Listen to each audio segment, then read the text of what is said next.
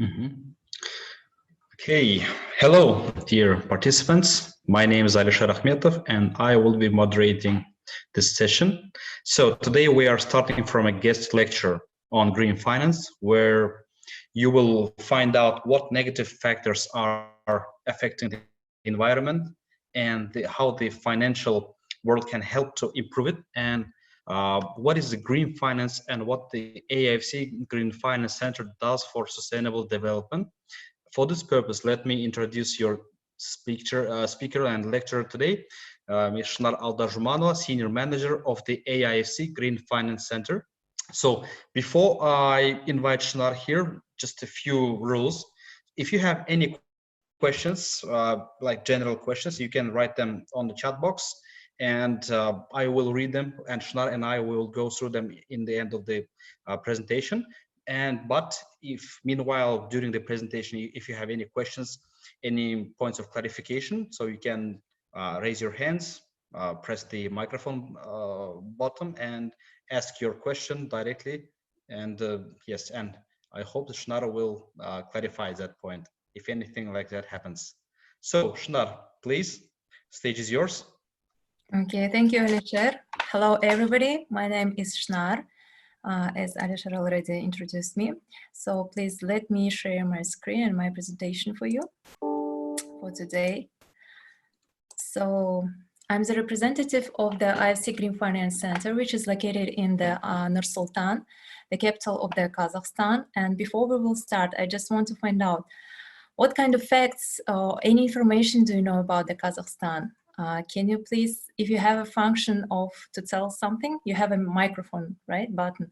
Could you please press it and just tell me what facts do you know about Kazakhstan? Just shortly.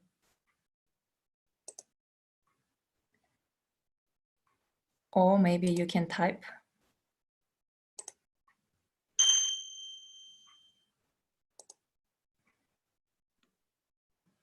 Dear participants, you can now answer the question, turn on your microphone or type on the chat box. Please be active. Yeah. What any facts do you know about Kazakhstan? I'll translate into Russian. Maybe there are some Russian-speaking people here. Можете, пожалуйста, вкратце сказать, какие факты вы знаете о Казахстане? Буквально кратко. Может быть, какая-то, как столица у него называется, или какие-то великие люди вы знаете с этой страны. Maybe some interesting facts about famous people or some interesting things from Kazakhstan, you know. It's a beautiful country. Yeah, thank you. I can see one. If somebody wants to speak, you can speak. Вы можете говорить. Probably everybody is shy, right? Okay, just 1 minute more, I'll wait. If anybody here wants to speak, I can turn on their microphones. Yes. Okay, let me just pick up. Jessica, Annabelle. Hello. Could you please tell me something what you might know about Kazakhstan? You can type or tell. Jessica, Annabelle. Yes, Jessica, I just turned on your microphone.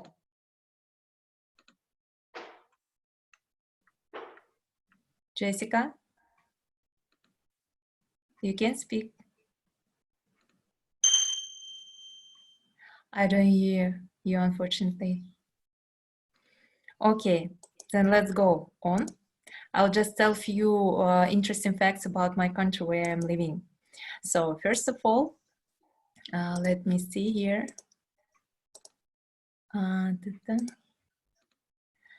So the first fact about Kazakhstan, that it's the 9th largest country in the world, and around 4 Texas states could be located in our country, in the territory. So another fact is the first person cosmonaut, Yuri Gagarin, he flew from Kazakhstan, from Baikonur Station, which is also located in my country, Kazakhstan. And there are also around 120 ethnic and nationalities are living in Kazakhstan. And also the first horses, they were domesticated in the steppes of Kazakhstan as well. Butai people did that. Oops. Another fact is the tulips and also apples. They are origin from Kazakhstan, and it's Almaty city. Around 35 types of the tulips, they were related to the Kazakhstan. And another one interesting fact, that we have a Medeo ice rink, which is the highest mountain ice rink in the world. So if you will come here to visit Almaty city, you could find it. And also the box is the most favorite kind of the sport in Kazakhstan. And one example is a famous boxer. It's Gennady Golovkin, Triple G. Maybe you've heard of him. And also in 2017, we had a very big event, which is Expo. And we have here a newly built area. So, and actually our office is located in that area. So I hope you found out interesting facts about Kazakhstan for your further information. So could you also tell me why do we need to act urgently for our planet? What kind of negative maybe circumstances you could notice around and could negatively affect the planet? Could you please also speak up, please, if somebody knows? Muhammad? Arjun, Alexandra.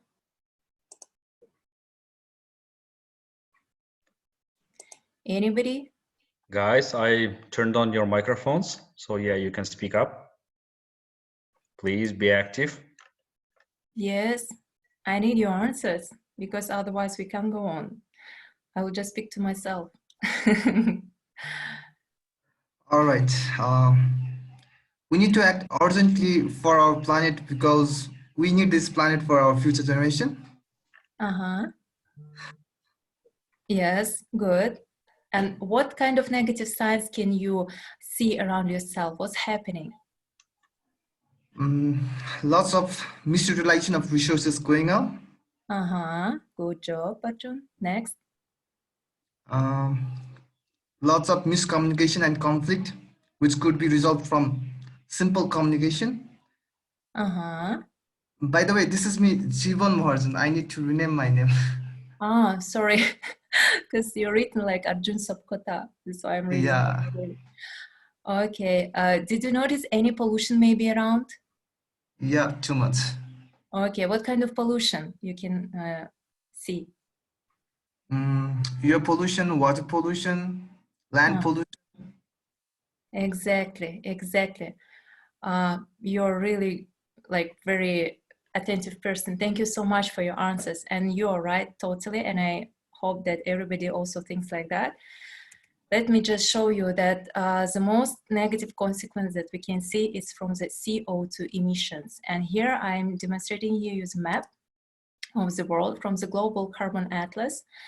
And here you can see the big dark dots. And this is a concentration of the CO2 emissions that really negatively affects our area. So the biggest is in China, in the America, and also in India. And there are some also in the Russia area. And Europe is also air polluted. And of course, there are other facts like this. The first place on the CO2 emitted countries is China, the United States, as we told, India, Russian Federation, Japan, Germany, and other people and other countries. So this is really big numbers you can see here. And if we will take, for example, I also want to demonstrate you the real life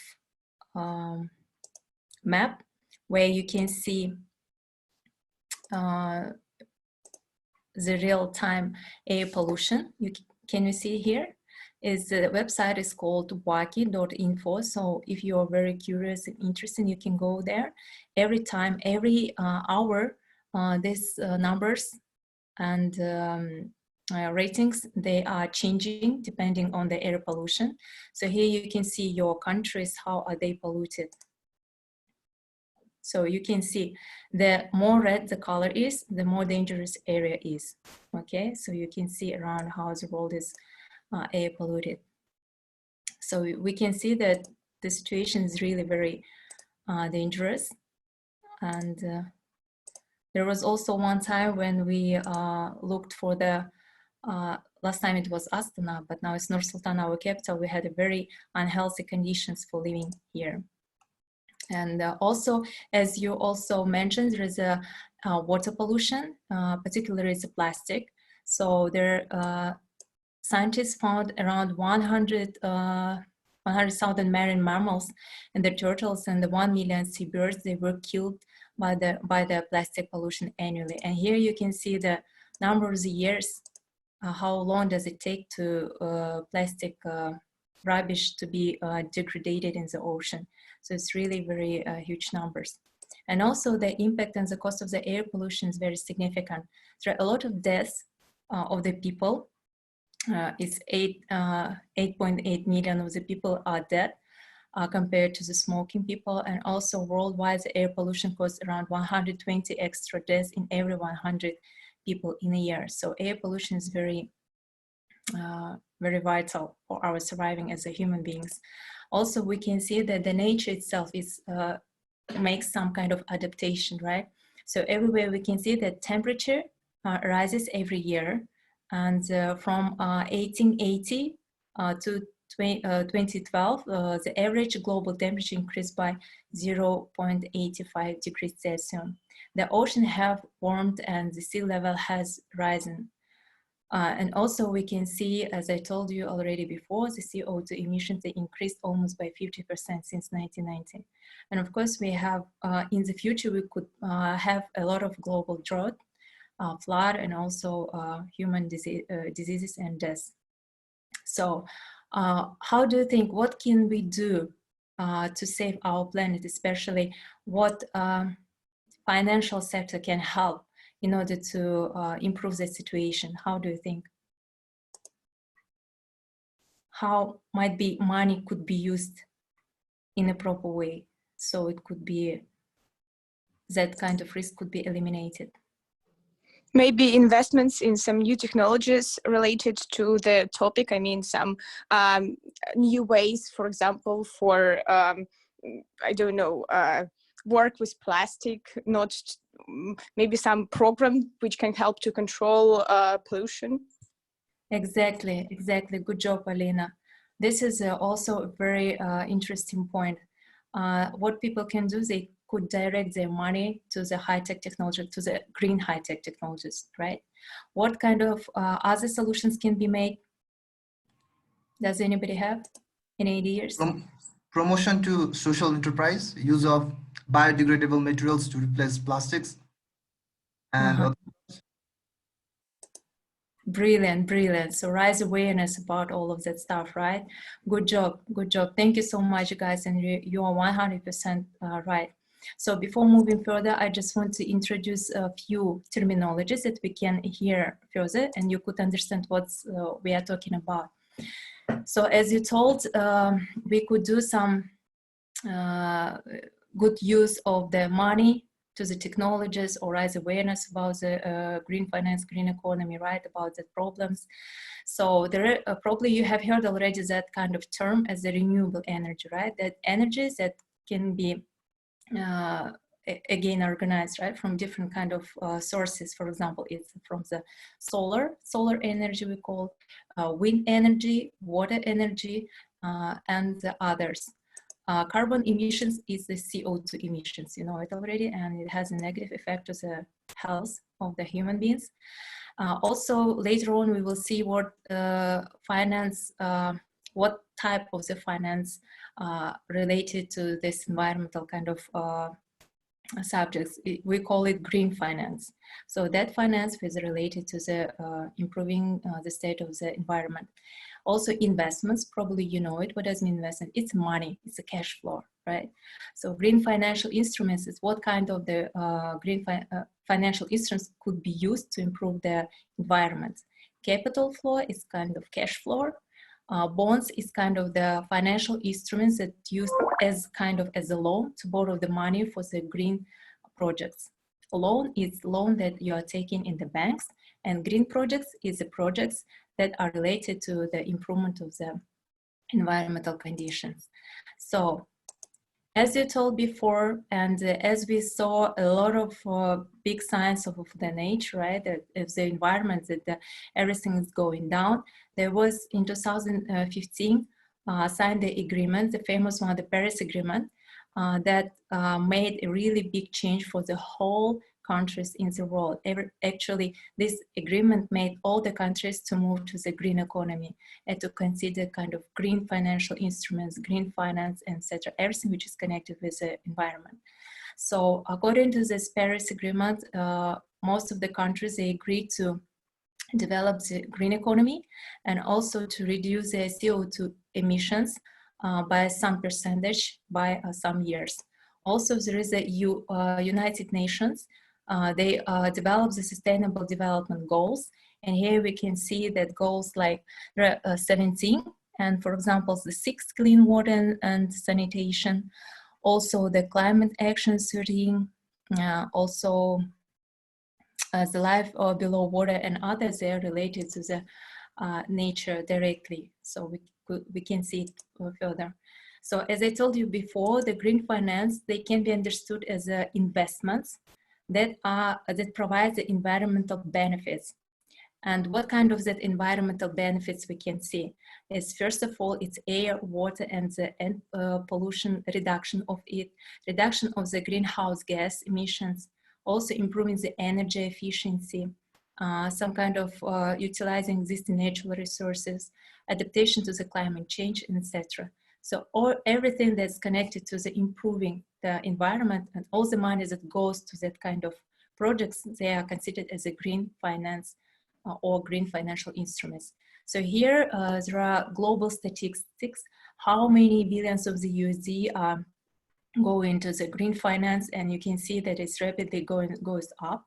And here the countries are represented, which uses also the subsidizing the green projects. So in Kazakhstan, we also adopted the concept for the transition of Kazakhstan to the green economy. And it's mainly targeting the energy efficiency, agriculture, electricity sector, gasification, and the water sector. And it's well known that Kazakhstan has a lot of the natural resources that we are using. It's related to the non-renewable energy. So now we're on the way to transit to the renewable energy. So, AIFC Green Finance Centre is the company where I'm working. We are basically the institution that helps to green finance area to develop in Kazakhstan. So we see ourselves as a green finance hub in the Central Asia region. And also we will provide the knowledge platform for developing the green finance. We will raise awareness about that kind of mechanisms that we can use. So now I want you to demonstrate one short video play. Let me just show it to you. Do you see it, right? Okay. Everyday life of people today has an increasing influence on the environment. The growing level of carbon dioxide emissions causes a significant increase in air temperature, creating a well-known greenhouse effect.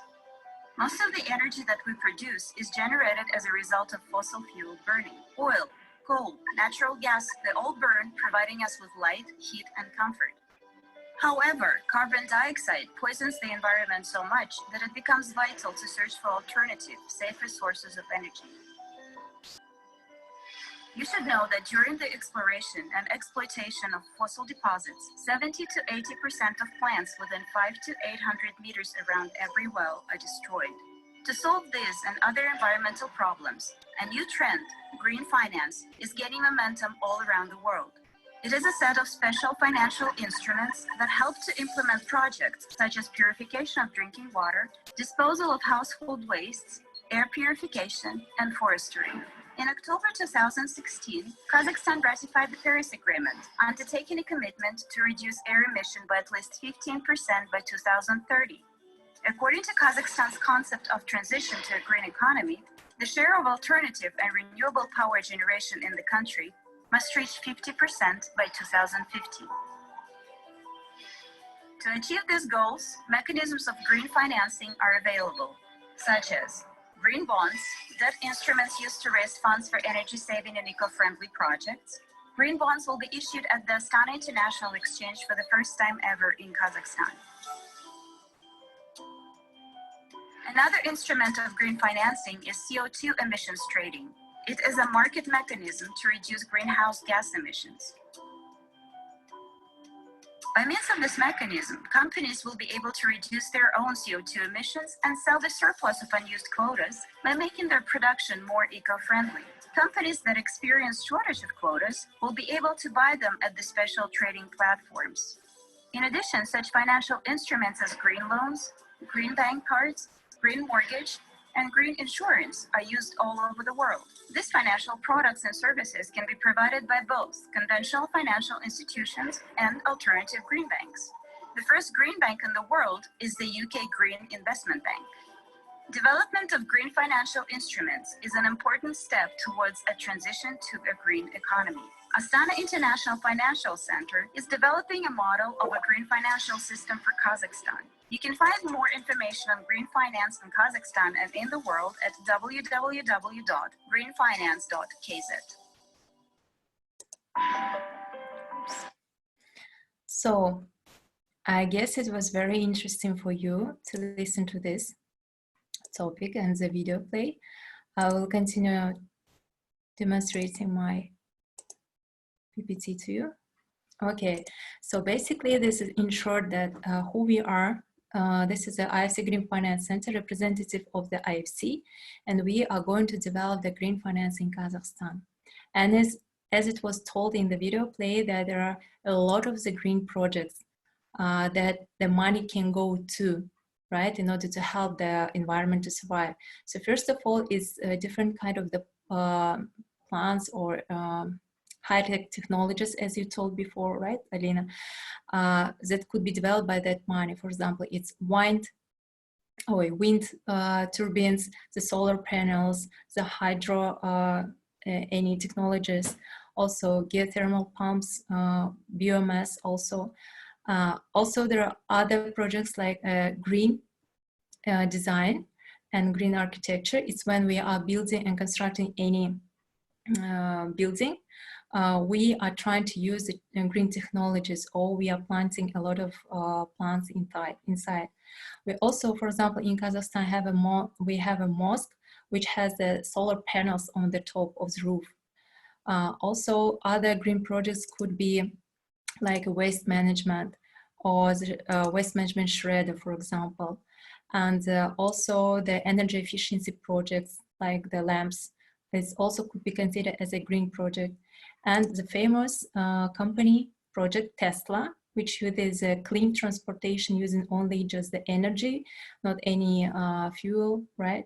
So this is also a green energy. So investing or putting the money into this kind of the projects could be considered as a green finance, okay? Why? Because in the result, there will be less CO2 emissions, there will be less air pollution, water pollution, etc. So this is about the green finance. So here we know what kind of renewable energy and non-renewable energy, right? The renewable energies, they are constantly replenished and they will never run out and they're eco-friendly. Whereas the non-renewable energy, they are finite and sometimes they're too expensive and of course they're environmentally damaging. So this is our official document. We call it the AIX Green Bond Rules. Why AIX? Because it's Astana International Exchange. It's a stock market where that document is adopted and it allows this kind of the projects to be financed through the green financial instruments like a green bonds. It's a paper that can be issued and based on this paper, you can be funded by different investors to build this kind of projects. So as it was told in the video play, there are a few types of the green financial instruments, right? So one of them is the green bonds. Actually, it's really very highly popular instrument in the whole world. And just recently in August of this year, it was the first green bond was released in Kazakhstan as well, in the Astana International Exchange. So this is basically the money that could be borrowed for a long term for green projects. Green loans is another loans that could be borrowed from the banks and also for definite some time, right? Very short period of time. Also, the green car loans could be considered as a green if you are buying, for example, a clean transport like a Tesla, but for the loan, it could be considered as a green car loan. And usually the percentage, the rate for this is very low for the green projects. So the trade of the quotas for the CO2 emissions is also was described in the video play. It's when the big companies like oil companies, in order them to produce some their products, they do CO2 emissions. And in order to reduce them, they are given the limited quotas, the number of the CO2 emissions they can produce during the year. So this kind of limitation that the country or the government puts on that companies. So also, if we will go further, what the center is doing, the Green Finance Center, as we told before, it's providing the knowledge about the green finance around the Kazakhstan and also around the world. So we are doing annual Green Growth Forum also. We are giving some seminars, trainings. We're also providing the consultation for the issues of the green bonds who doesn't know how to do it. We also do the green finance research. And we also provide the support to the green bond issues, as I told before. So could you tell me, what can you do to improve the environment, like on your own way as being students? Maybe, of course, maybe you don't have such a lot of money, right, to put into the projects, but what can you do? Maybe you can create some high-tech project, right? Or maybe you can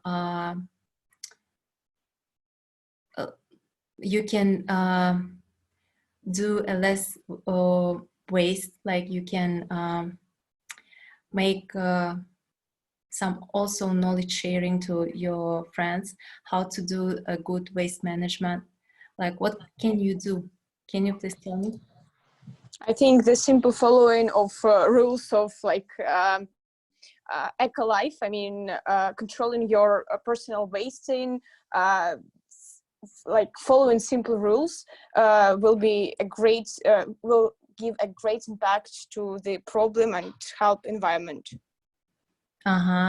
Very good, very good. Thank you so much. Brilliant. Okay. Any other ideas? What can we do?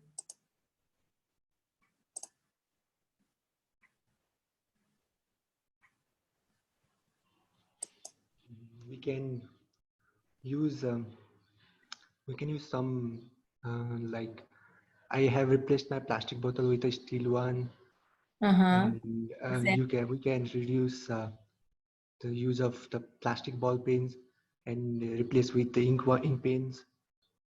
The next one I did is I replaced my plastic straw with the metal one. I got it recently from online shopping, and yeah, these are all I did.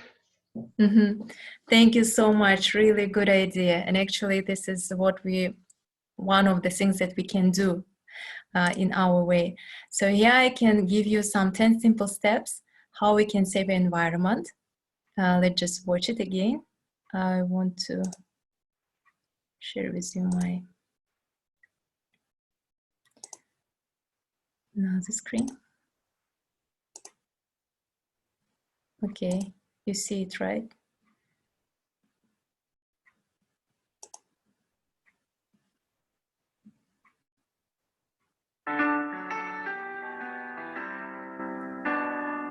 So reduce, recycle.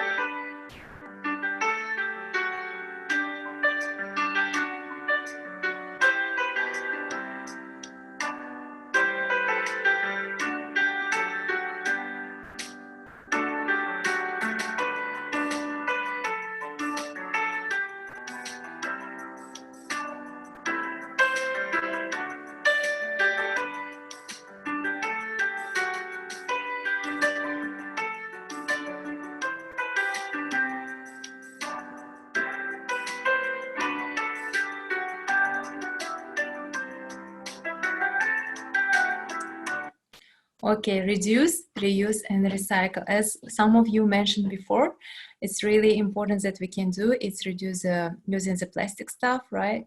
We can replace also plastic bags with the material bags, which is highly popular around the world. Also, we can use energy-saving lamps, right, instead of usual ones, and other stuff. So let me just stop it, and I want to demonstrate again my here. So I hope that you will use all the green tips in your everyday life. And also, I hope that today you find out more about the green finance and what is the AIFC Green Finance is doing, where we are located in Kazakhstan, right? And if you have any other questions, I'll be really glad and open to answer to them.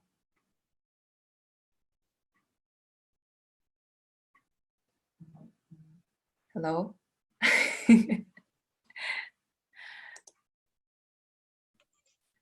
Hey guys, this is a good time to ask questions. So you can turn on your microphones, add your commentaries, ask questions. Yeah, use this time, please. Yes, feel free yourself. Was the lecture is useful for you and interesting?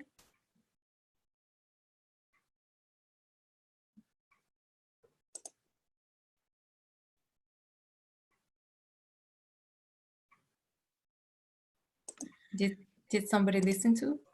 Yeah. Shynar, guys are asking questions in the commentary and chat box. So there's a question: what effects might the transition to renewable energy have on economies which are dependent on fossil fuels such as oil? Yes, thank you very much, Faulan Campbell. If I'm not correctly pronouncing your name, I'm really sorry. But thank you very much for your question. And it's really very actual for our country as well. Kazakhstan is really dependent on the oil and the gas, and how it can affect. Of course, even according to our strategies, there are 3 stages how the Kazakhstan could transit to it. Of course, it's the first time we will be maybe a bit negatively affected because in comparison to the green high-tech new technologies, using the natural resources might be a bit cheaper compared to that one, right? So it will be a bit from the financial point of view difficult to get out from that addiction to the natural resources and move to the green technologies. But in this case, the government should support the economy. And of course, government in this case would subsidize some green projects. They will give some money from the budget. So slowly, this will be a transition stage. And then in the future, hopefully, like it's believed, then the big and small medium businesses, they will follow this path and they will slowly transit to the green projects. And for example, there will be open different plants or any new products. So, and they will replace the usage of the fossil fuels that we're using, for example, now. I hope I answered your question.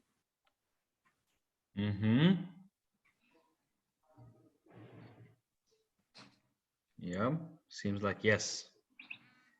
Any other questions, dear participants? Maybe there's something that you wanted to clarify from the presentation. Yes. Or add your own commentaries. Please be active.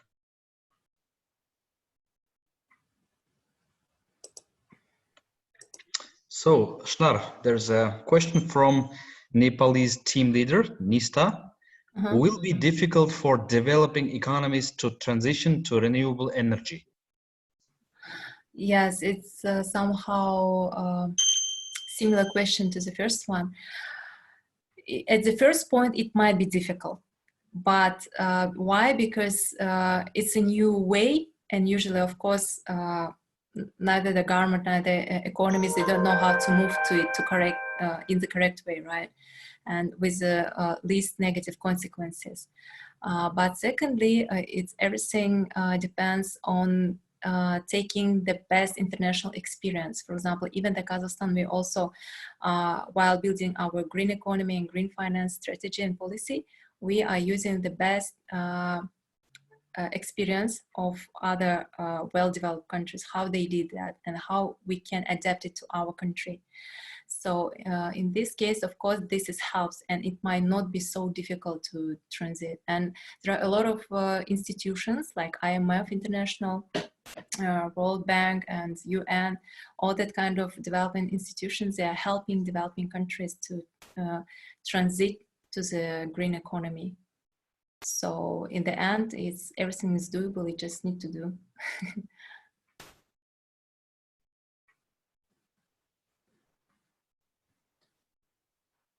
Any other questions?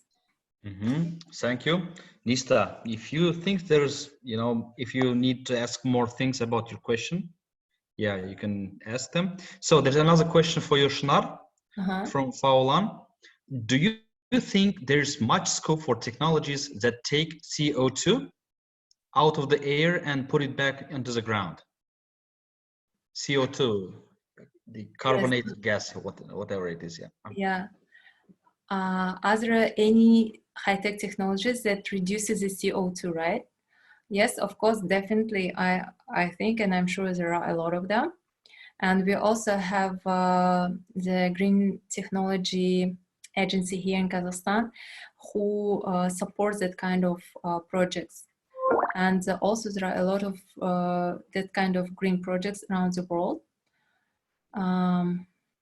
What kind of exactly of them, I can't name you now because there are a lot of them, but there definitely there are.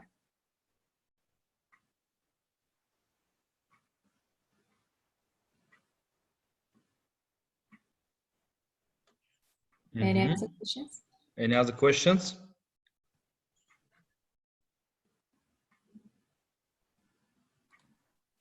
So basically, green finance is all about circular economy, right? About what? Circular economy. Yes, exactly. Not letting any resources go waste. Yes. And how do you propose that country like Nepal could adopt this green finance concept, these financial instruments? Pardon, could you repeat again the question? How? So how do you think that a country like Nepal could adopt this financial instrument for green? How Nepal could adapt this green financial instruments in their country. So of course, first of all, at least based on our country experience, right? What we did, as I told before, we considered the all best experiences in the world, how some countries, basically well-developed countries, they moved to that green economy, what kind of steps they did. Of course, first of all, it should be the development of the legal framework for the green finance and the green economy in the country. So here the government should step in and help. So that all the banks and all the financial system, they should obey that kind of new green financial rules, right? And also green financial instruments, they should be adapted based on that rules. And secondly, of course, there should be a new agencies or new institutions, developed institutions. For example, in our country, it's like AIFC Green Finance Centre, where I'm working in, developed, established. So they would develop this idea in the area, in the country. So what they can do, of course, first of all, they could do the raise awareness around the regions, right? Around the companies about the small and medium businesses, how they could use that kind of green instruments, what kind of benefits they can get from using them. Also, they also should introduce that green financial instruments, like we did the introduction of the green bond. How we did it, we just was looking for the good projects and we were looking for the good investors. Then we negotiated the mechanism, how it will be done. this borrowing the money and the issue into the project. And we also developed the Astana International Exchange. It's basically the platform that helps this kind of the green cash flows to move around through the stock market, right? So this all like developing all these systems together, all together, they will make a smooth transition to the green finance, and by using the green financial instruments. And it's a work of both sides, governments, the state bodies, also the small medium businesses representatives, and some developing institutions. So all together they should work in order to be successful in this. Thank you, Shynar. It is most needed transition. Yeah, you're welcome. Any other questions? Not so many questions in the chat box. So, Okay. does it mean that all of the questions were answered? So, Shynar, if you have anything to add, like your final remarks or commentaries. Yes, I really impressed by knowing so many of you to taking participation in the Olympiad. So I really want to wish you good luck and very easy questions. So, and I hope that this kind of story about my country also helped you to know more facts. And if you hear, just let us know also, and hope you will enjoy visiting our country. And I also hope that today's lecture a bit expands your knowledge about the green finance and how we can help our environment to survive. So have a good day ahead and see you soon. Thank you very much on my behalf, Shynar. First of all, thank you for your participation in the IEO overall, for being one of our wonderful guest lecturers. I really believe your topic that you raised today is really important, and for the younger generation too. And I believe that younger generation will face these questions. I mean, they will address these questions more actively than the older generation. That's why I think your topic was extremely important to them. And thank you very much for all of the participants for your active participation, for your questions, for your interest in this topic. By the way, we are recording this lecture, so if anybody sooner or later wants to watch this lecture again, we will be able to share it with you. So by now, thank you everybody. I think we can now finalize the lecture, and I tell you goodbye. Yeah, goodbye. Bye-bye. Good luck.